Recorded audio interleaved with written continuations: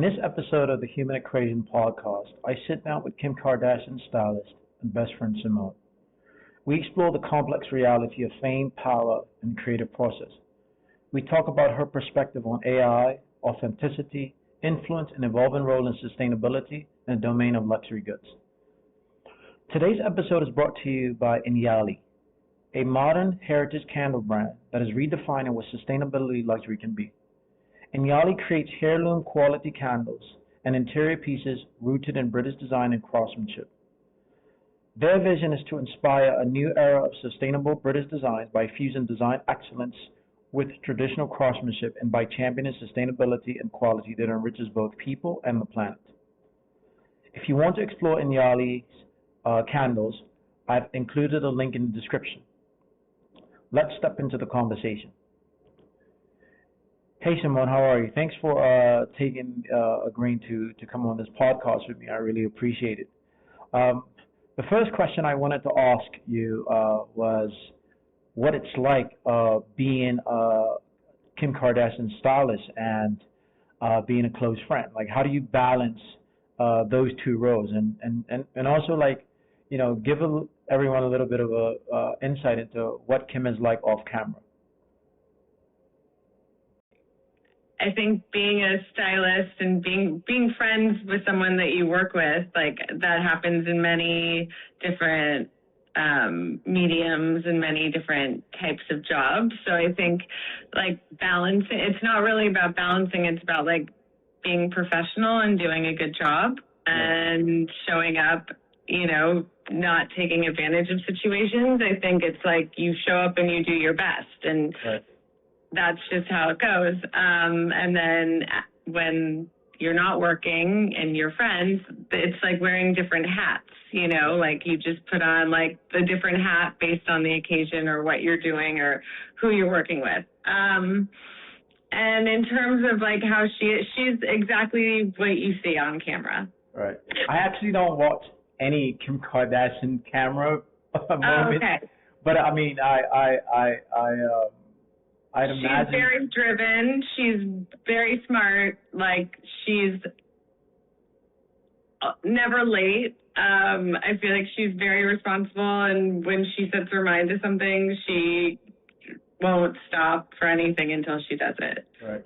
And I read somewhere actually before I was thinking about this conversation that you were actually with her in the Paris ordeal, right, when that happened. And so as a friend, I imagine that you were a little concerned and it was probably scary, right? Yeah, it was beyond scary. For her especially, obviously it was happening to her, but I was in the same room as her, like the same suite, so I was hearing it all happen upstairs above me. So yeah, it was pretty traumatic for everyone. Right. When you think about, so my next question is, when you think about, so I have a friend who runs a company, ENYALYÜ, and he has this luxury fashion, and he's obsessed with sustainability and, luxury items. Like in this case, he works with candles. From your perspective, like, what are you seeing in the design and fashion space right now, and how is sustainability, or how do you think sustainability is going to shape the future of luxury?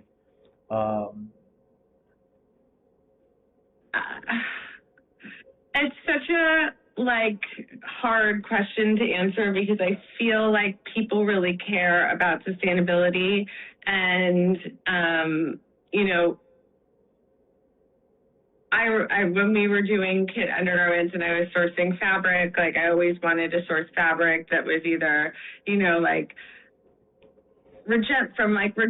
somehow regenerative cotton or sustainable. But then you start to realize that like with everything, they start using green and words that make you think that it's like clean or organic, but it's not really, but it's a way for people to then be like, or natural, but then it's just a way to kind of pacify buyers and make people feel like they're doing something good, but like actually what I saw is more that like it's going to take so much reform in terms of like, and also like just pricing, because the other problem is like so much of the sustainable, like real sustainable stuff, you know, they're coming from like smaller resource, you know, smaller farms or smaller knitters or factories and all of these things, like because they're smaller and they don't have, it's like so much more expensive. So then you're pricing yourself out almost.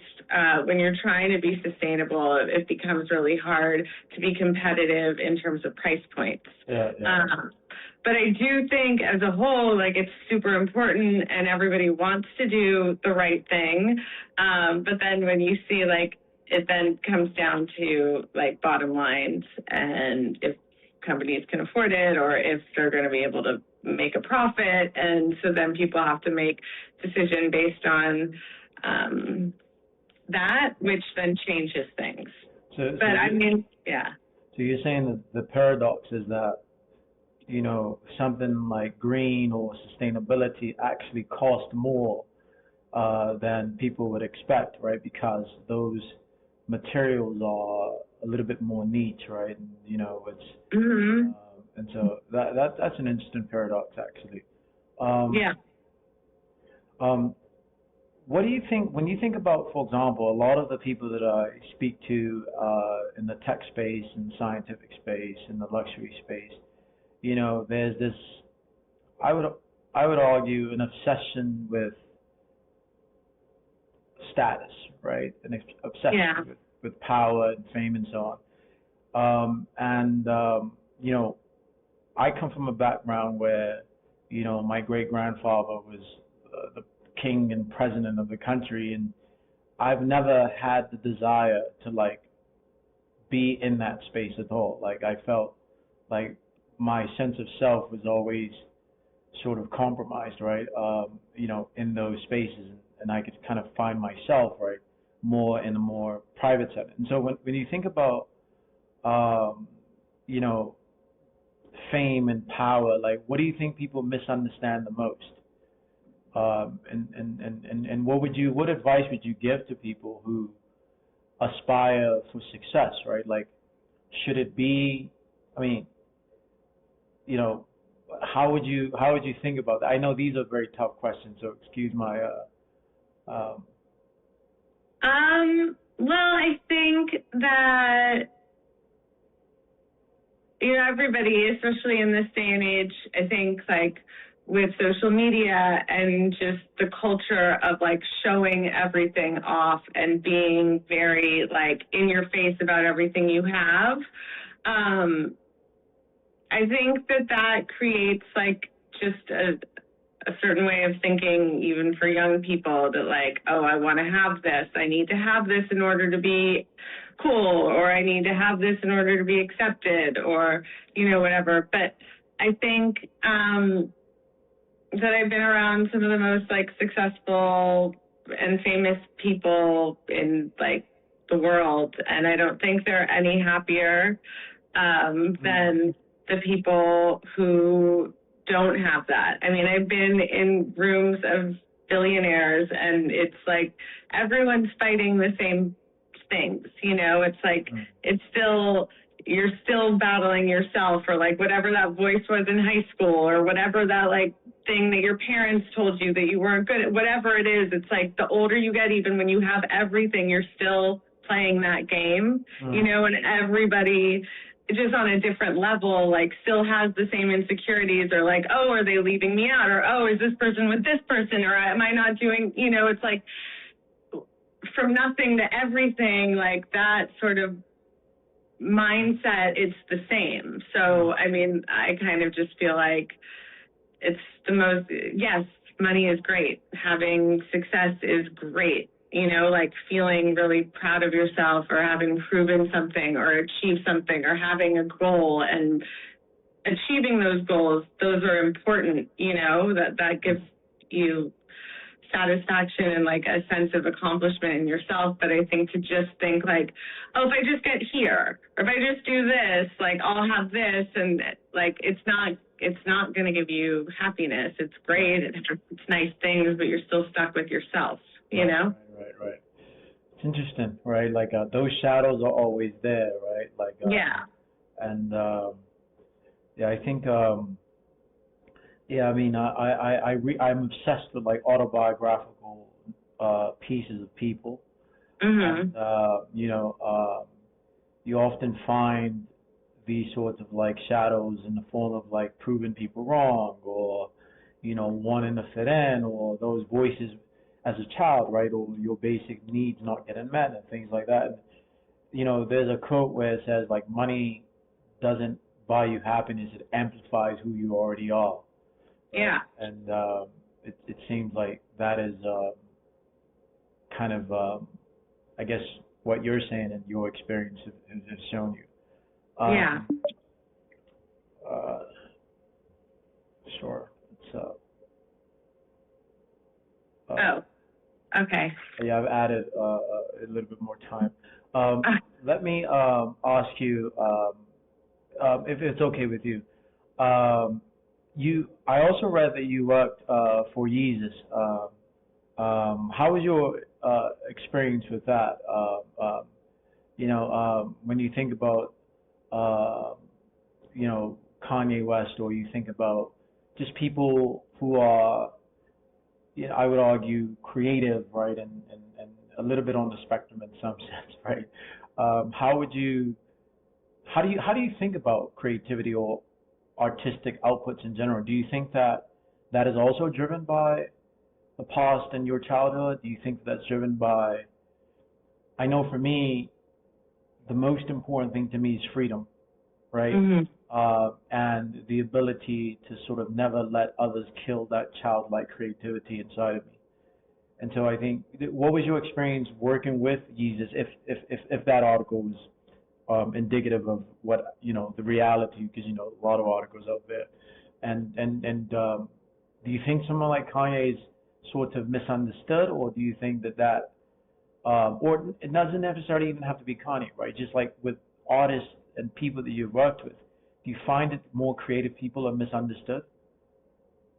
I don't know if I would say that creative people are more misunderstood. I think that creative people are more intense or difficult, or not even difficult. It's like they feel things differently, you know? And I am a creative person, and I understand, and I like find, you know, like I wave things off a lot easier with people who are creative. It's almost like I give them a free pass, you know, like, oh, they're a passionate artist, or they just care, or they feel things more intensely. You know, it's like, that's kind of how I've always looked at it or felt. I don't know if it's misunderstood, because I think that like part of being able to put out and create like great art, and also, you know, like have a vision and be able to create that, I think takes a certain kind of person. And so, I mean, they have to, I don't know, like I think Kanye is definitely like he's definitely mentally unwell, you know, like he's dealing with something. He has a disease. That's you know, his cross to bear. And I think, but part of like the madness is also part of the genius in a way, with a lot of people. So I don't know if it's being misunderstood, but I do think that creative people are just, they operate on a different wavelength. Right. Yeah, this idea of like feeling things intensely, right, is something that like I think, would you say that like, these people are empath, or like you know, like I just want to parse a little bit more of that feeling things differently, right? Because, you know, typically, right, like when I think about like imagination, right? I think about just sort of like people having this sort of inner world versus this outer world, right? Um, on one level, it could be that you feel things differently, but it could also be that you exist in a world that's very different from others, right? And so there's always that barrier and that language barrier. And you see an apple, but like maybe I see like just a red circle, right? And it's like communicating those two things, right? Like, um, so I guess the question is more so like, you know, is it just sort of a language barrier, right? It's like, I feel like when you have like a very close friend, you sort of like finish each other's sentences, right? There's the telepathy right with it, and it's I wonder whether or not people are just suffering from finding their tribe, right? And the people that mostly uh, speak their language, if you may, right? And so and perhaps there's less creative people in the world, right, than more, right? And so it's a ratio, but um, you know, uh, perhaps it's a language problem. What do you think? I mean, yes, to some degree, but I don't know. I mean, I just think like I've worked with so many different types of artists in different mediums, and like they all sort of maybe it's a language, but I think also some of theirs is like madness, and some of it is like, like I don't know if it's necessarily like empath, like because I'm not sure they look at everyone and like feel like other people's pain. A lot of times they're feeling their own pain or feeling the pain of some situation and like being able to create art from that. But I'm not necessarily sure they're empathic. Right. Because sometimes like it's very like selfish behavior. Definitely. That could be like with anyone, you know. Right. And let me get your views on AI, right? Like, it's just like one of those sort of cliche questions, so you have to excuse me. But you said that you have two kids, right? Or your boys, right? Or I think boy and a girl, yeah. A boy and a girl, right? When you think about sort of like the way the world is sort of shaping, right? Um, what do you think about kind of the world that they'll eventually live in, or like, are you terrified just like every other mother in the world? I'm truly terrified. I am truly terrified, but I'm also like, okay, this is just the way the world is going. I can't really stop it. So then there's part of me that's like, well, I can't stop it, and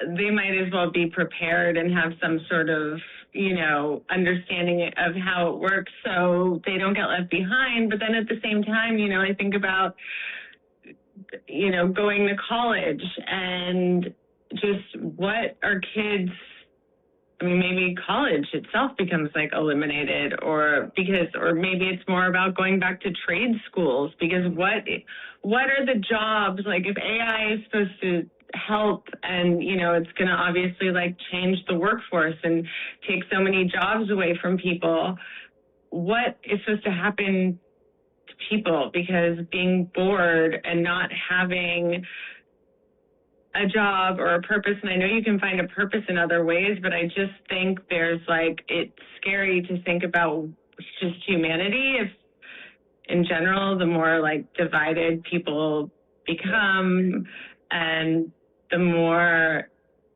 just insulated or like in their own AI or like tech world and less connection with real social people. Like, I don't know, it freaks me out, but I'm also like, 50 years ago, people probably thought that the TV was the same thing. I don't know. There's always a version in every generation of some sort of like technological thing that comes along and scares people. But I think that the way things are moving and how fast they're moving is not something that like humans have yet dealt with. And I'm not sure like we can catch up this fast, but I mean, I don't know. This is just like my Right. my mom fears. I mean, it feels more lonely and it feels a little scary, I guess. Yeah. No, definitely. People definitely feel a little bit more. Yeah, things are changing very rapidly for sure. There's a field called mechanistic interpretability. Excuse the scientific jargon there, but basically, I find it very perplexing that like a lot of these companies actually don't know what these models are doing, Right. right? And so it's like one of the major companies, Anthropic, they are a little bit more concerned about those sort of things. And so I think there are people on the other side, right, of the spectrum as well, trying to deploy these systems in responsible ways. But I agree with you that I think there's more, when you read, like, for example, like things like the Iliad or like, philosophy or Shakespeare, there's always been this obsession, especially within the Western discourse, of like immortality, right? Like Right. wanted to live forever, right? And I feel like AI may be the best chance for uh, those that have that fantasy, right? Like, Right. perhaps you can live forever, right? And you can now become like a half human, half robot, right? And Yeah. maybe AI will find all the cures and you can live forever. And so I think it goes back to that creativity and that fantasy, right? Like we all have this story in our head, right? And I feel like those who sort of have, um, wanted to always kind of speak to the most intelligent being, right? Like we can now like speak to God himself, maybe, right? At some point. Right. And so that's really interesting. My last question is a little bit more of a personal one. Like, what do you think? Like one, actually, it's a two-part question. Like, did you always wanted to be a stylist as a young child? Number one, and number two, what do you think the key to happiness is? Do you think that everyone gets to experience happiness, right? In the sense of, right? Clearly, happiness is not about money. Clearly, happiness is not. I mean, it's convenient to have money, right? Clearly, happiness is not the amount of degrees you have. I kind of have a suspicion that happiness may be the ability to like nurture something, right? To watch something grow, right? Maybe a plant, a child. That's just my view, but I haven't had either of those experiences, so I wouldn't know. But like, what do you, have you always wanted to be? I mean, did all of your dreams come true? That's a better question. And number two, like, are you happy? Again, very unfair question. Well, my family is in the clothing business. So my dad is a clothing manufacturer. My sister is a designer. So like I grew up in fashion, and that was just always what I wanted to do something in fashion. I just didn't even know that styling was a job that you could do. Right. And it just so happened that like my roommate when I graduated from college worked for Christina Aguilera as, like her day-to-day assistant. And Christina would come over the house sometimes, and I was like I just graduated college, and like she was like a star, but she wasn't like the kind of person that I wasn't into her music, so I was like, oh, it's just, whatever. I never thought about it. But then I would always cut up my shirts and like do these things and make anything that I bought, I would personalize it and like make it my own, because I just never wanted to look like other people, or it was just this thing of like, oh, I could tweak this and make this cooler.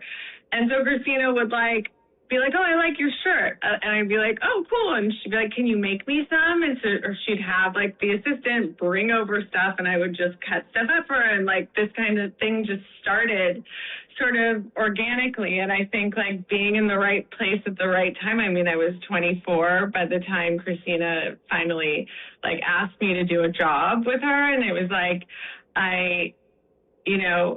it was just purely like being in the right place at the right time. And then that career started, and I worked with Christina for like 12 years.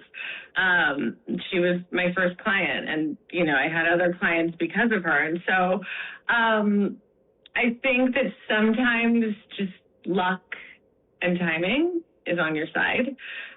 Because I know people who are incredible stylists who never got that opportunity, who did, could be like so incredible. It's just they didn't get in the room, at the right time with the right person who saw talent in them. And so I think being in the right place at the right time really like plays a big part. But then it's also, okay, what do you do when you have that moment or that opportunity? And like, how are you gonna take that and like really take advantage and make it,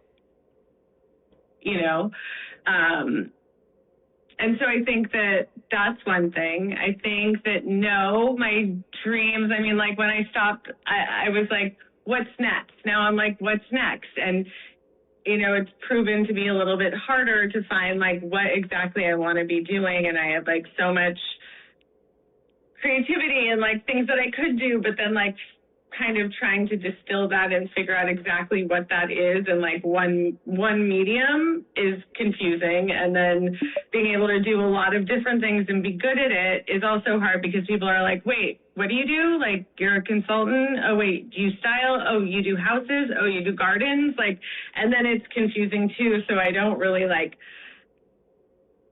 that's been a journey. But in terms of happiness, I'll just, for me, I don't know if it's watching things grow and cultivate because I think they ultimately leave. So that's always scary. Or things have a finite amount of time. But I think being present in moments is what I think over happy. Like when you're able to stop and be like, wow, like I'm here in Hawaii with my family, like to be able to catch yourself and be like, those moments where it's like these bright moments in life that are just like when you can feel good about something. I think it's literally just maybe fleeting. I don't know if you can be happy all the time, but if you can stop and be present enough to recognize when you do feel happiness, then those are the moments that kind of I try and like string together. Right. Well, that ends it. Thank you so much for. I really wasn't expecting this kind of a conversation. Yeah, I mean, I'm pretty sure you wasn't expecting. No, none of that.